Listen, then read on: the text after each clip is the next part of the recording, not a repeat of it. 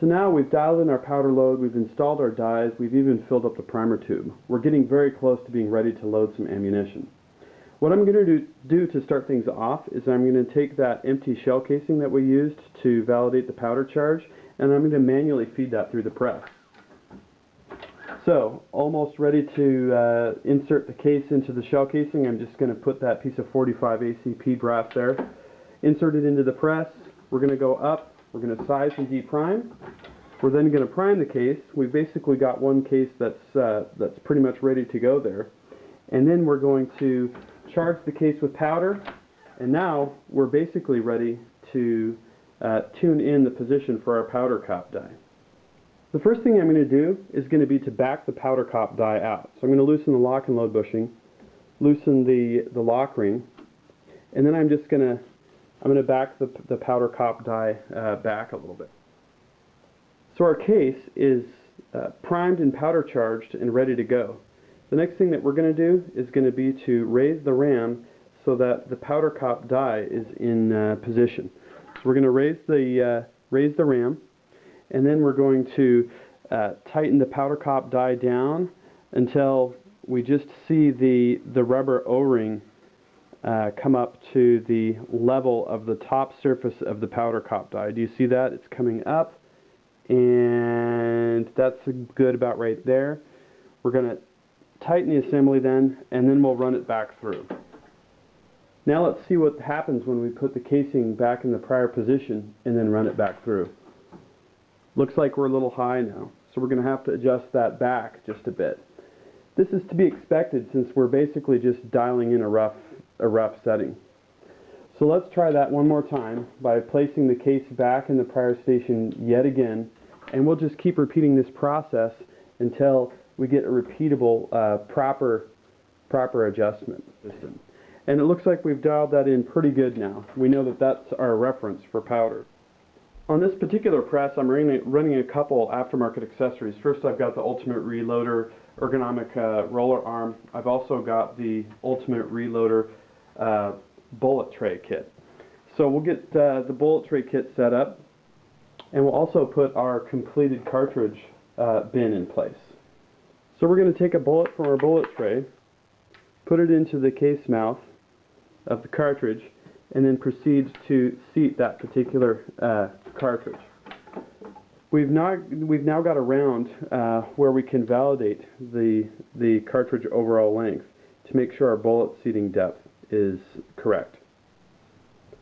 I've just confirmed that the cartridge overall length is correct, so we're going to replace this cartridge back in the shell plate position just prior to station number 5.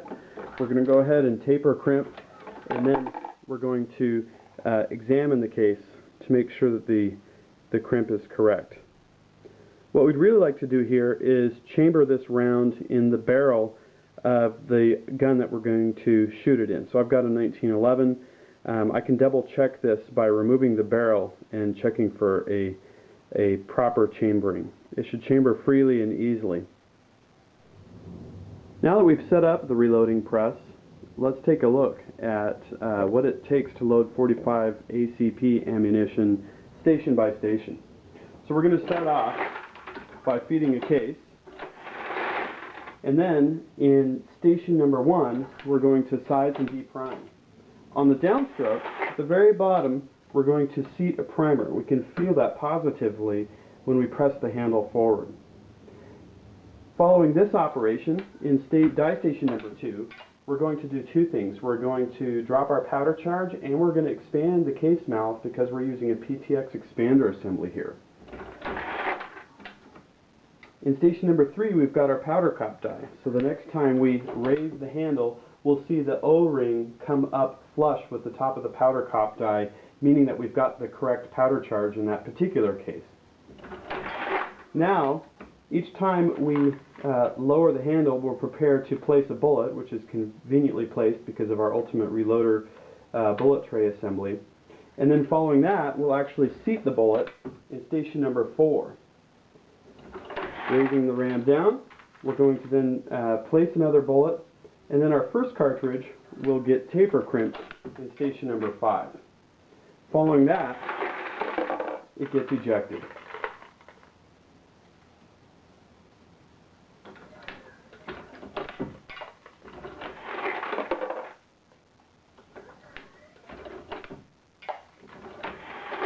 we're just going to establish a rhythm, place a bullet, raise the ram, check our powder cop die, lower the ram, seat the primer, place the bullet, raise the ram, check the powder cop die, lower the ram, feel the primer seat, and so on and so forth. Nice smooth actions will help here.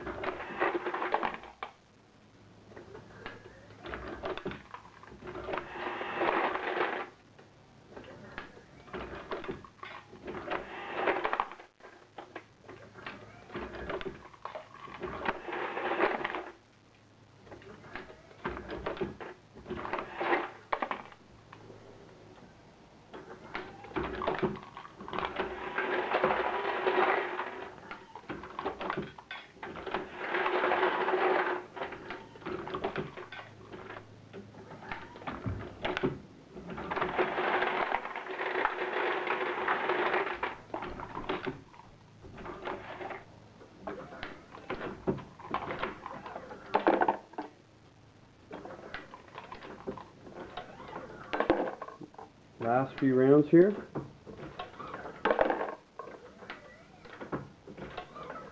And there we have it.